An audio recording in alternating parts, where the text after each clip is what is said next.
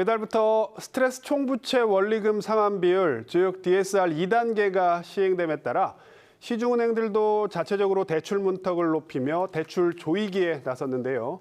이와 관련해서 김인만 부동산 경제연구소장과 이야기 나눠보겠습니다. 소장님, 어서 오십시오. 안녕하세요. 네. 자, 먼저 총부채 원리금 상환 비율, 즉 DSR이라고 하는데 저희가 LTV나 DSR 자주는 듣는데 명확한 개념은 사실 헷갈리는 분들이 많습니다. 먼저 한번 좀 기본 설명부터 좀 해주고 시작하시죠. 네. 대출 규제는 크게 두 가지가 있습니다. 네. LTV, DSR이 있는데요. LTV라고 하면 집값 시세 대비 내가 대출을 얼마 받을 수 있느냐의 비율입니다. 시세 대비. 네, 예를 들어서 집값이 10억인데요. LTV가 50%다. 5억까지 대출을 받을 수가 있는 그런 규제인데 그렇게 해주다 보니까 소득 상관없이 소득이 없는 분들이 대출을 받았다가 금리가 올라갔을 때 원금과 이자를 못 갚을 수가 있겠죠. 가계부채에 위험할 수도 있기 때문에 소득을 대비해서 이제 비율을 정하는 규제가 DSR 총부채 원리금 상환 비율입니다. 예를 들어서 연봉이 연소득이 1억 정도 되시는 분이 DSR이 40% 적용이 되면 내 연봉의 40%인 4천만 원, 1년의 원금과 이자를 갚을 한도가 4천만 원까지만 대출을 해주는 제도인데요. 여기에 하나 더 추가가 됩니다. 스트레스 DSR이라고 해서 이번에 추가된 거죠. 그렇죠. 올해 1월부터 이제 시행이 됐는데요. 2022년에 금리가 많이 올랐잖아요. 금리 변동폭이 크면 대출을 받은 분들도 위험해질 수가 있으니 미리 스트레스 금리를 더 적용해서 대출 한도를 더 줄이는 규제인데요. 1단계가 올 7월까지였고요. 7월인데 2단계가 7월부터 시행될 예정이었으나 정부가 9월로 연기를 했죠. 연기를 했고 이제 9월부터 2단계가 시행이 되는데요. 원래 계획은 가상금리를 0.75% 올리려고 했는데 집값이 오르다 보니 서울 집값이 오르니까 서울은 1.2% 원래 계획보다 더 많은 스트레스 금리를 적용하게 되고요. 비수도권은 0.75% 규제를 합니다. 그러면 연봉 1억 정도 되시는 분이 8월까지는 6억 4,100만 원 정도 대출을 받을 수 있었다면 수도권은 이제 6억 600만 원으로 한도가 줄어들고요. 대전 같은 비수도권은 6억 2,400만 원으로 줄어들지만 수도권보다는 좀 덜 줄어듭니다. 지금 해주신 말씀을 들어보면 연봉 1억 기준에 수도권은 3천, 지역 대전 같은 경우는 한 2천 정도 대출을 덜 받게 되는데 자, 이런 일종의 강수를 둔 셈인데 부동산 시장에는 어떤 영향이 있을까요? 이게 굉장히 좀 의미가 저는 있다고 보여지는데요. 지금까지는 공급 확대를 통해서 주택시장을 안정시키겠다라는 정책을 폈는데 처음으로 수요 억제 정책이 나왔습니다. 대출 규제를 통해서 집값을 잡겠다. 규제 카드가 나온 것이고요. 이 규제 카드는 주택 정책의 방향의 전환을 의미합니다. 여기서 집값이 잡히지 않으면 더 강한 규제들이 나올 수 있다는 의미인데요.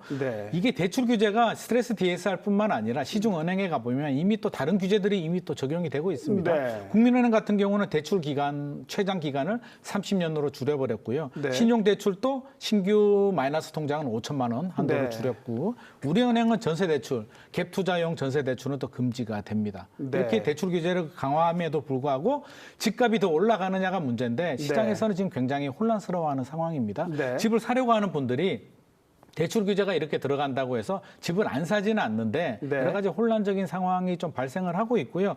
제가 볼 때는 많은 분들이 그렇게 얘기를 합니다. 문재인 정부 시절에 규제가 나와도 집값이 계속 올라가지 않았냐. 5년 정도 올라갔기 때문에 지금 또 그렇게 올라갈 가능성이 있다. 그래서 지금이라도 집을 사야 된다라는 논리를 피고 있는데요. 문재인 정부 시절에는 무릎에서 집값이 올라서 어깨에 넘어서 머리까지 갔다면 지금은 머리까지 갔다가 어깨로 내려왔다가 다시 또 머리 가까이 가고 있는 상황이니까 우리가 좀 예의주시는 해야 될 것 같습니다. 이게 규제 정책이 나온다고 해서 무시할 문제는 아니고요. 여기서 집값이 더 올라가면 더 강한 규제 카드, 규제 지역 지정이라든지 더 강한 카드가 나올 수도 있기 때문에 저는 좀 주의가 필요하다는 생각입니다. 정부의 정책 방향이 바뀐 것도 굉장히 의미가 있다고 봐주셨는데 자, 은행별로요. 우리은행 그리고 카카오뱅크 같은 경우에는 그렇더라고요. 이제 2주택자, 다주택자들 같은 경우는 아예 주담대를 금지시켜 버렸더라고요. 굉장히 어떻게 보면 파격적인 정책이라고 저는 느꼈는데 이런 것도 그럼 좀 효과를 볼 거라고 보시겠어요? 지금은 효과가 있을 것 같습니다. 왜냐하면 돈 있는 사람들도 사실은 자금 출처 증빙을 해야 되기 때문에 대출을 받고 있는데요. 이렇게 대출 문턱을 높이면 집을 사려는 분들이 당분간은 안 올랐던 지역들 가능한 네. 지역으로 거래량을 늘리겠으나 네, 네. 계속 이렇게 대출 규제를 강화하고 다른 규제들이 나온다면 네. 지금 실수요자들이 움직이고 있거든요. 네. 다주택자들이 아니라 자금력이 부족한 실수요자들이 움직이고 있기 때문에 네. 지속적으로 이렇게 추세 상승으로 이어지기는 어려울 것 같고요. 한 네. 6개월에서 많이 올라도 한 1년 정도의 여력밖에 안 될 것 같습니다.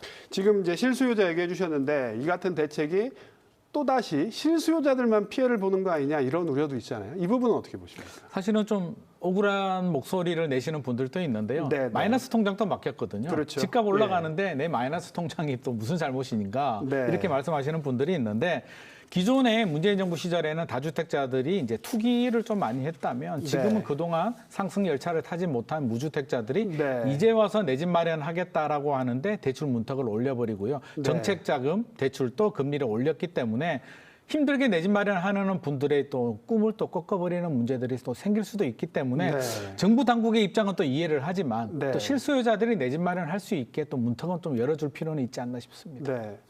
근데 반면에 사실 금융당국이 스트레스성 2단계 DSR을 7월에 하기로 했었는데 네. 이게 2달이 늦어진 거잖아요. 네네. 오히려 좀 더 안 좋게 보시는 분들은 이거 이미 늦었다 이렇게 말씀하시는 분들도 있는데 그 부분은 어떻게 보십니까? 저는 굉장히 좀 아쉽다는 입장입니다. 예. 만약에 7월에 스트레스 DSR 2단계를 정상적으로 시행을 했더라면 네. 7월, 8월 거래량이 이렇게까지 폭발적으로 늘어나지는 않았을 않았을 수도 거다. 있습니다. 네. 왜냐하면 많은 분들의 의견을 들어보면 7월에 집값이 올라가는데 스트레스 DSR을 연기함으로써 네. 아, 정부는 집값 부양 의지가 강하지 집값 잡을 의지가 약하구나라는 오판을 하는 빌미를 제공해줬기 때문에 네. 굉장히 좀 아쉬움이 느껴지고요. 네. 9월이라도 이제 시행을 했다는 부분은 좀 다행이라고는 할 수 있는데 네. 진작에 7월에 좀 했더라면 9월에 이렇게 강화된 스트레스 DSR 2단계가 안 나왔을 수도 있지 않았을까 생각이 듭니다.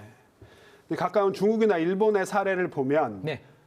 뭐 정부 차원에서 어떻게 대출 규제를 강화했다가 이게 오히려 좀 경기 침체로까지 영향을 주는 이런 사례도 있었잖아요. 네네. 자, 이번에 이 강화된 조치가 비슷한 뭐 부작용 같은 걸 유발할 효과 그런 것도 좀 있다고 보십니까? 제가 제일 걱정되는 부분이 이제 바로 이 부분인데요. 네. 지금 건설회사들 PF 문제 아직도 해결이 되지 심각하죠. 않고 예. 있습니다. 여전히 심각함에도 불구하고 수면 아래로 잠시 내려와 있는 상황이고요. 네. 중국 같은 경우는 2020년, 2021년에 이제 강한 수요 억제 정책을 펴다가 네. 지금 또 내수 경제가 회복이 안 된 상태이고요. 네. 일본은 우리 다 알다시피 잃어버린 30년도 결국에는 네. 정책이 실패였습니다. 우리 최근 수출은 좀 괜찮은데 내수 경제 굉장히 좋지 않습니다. 내수 그렇죠. 경제 좋지 않고 PF도 수면 아래 지금 내려와 있는 상태에서 네.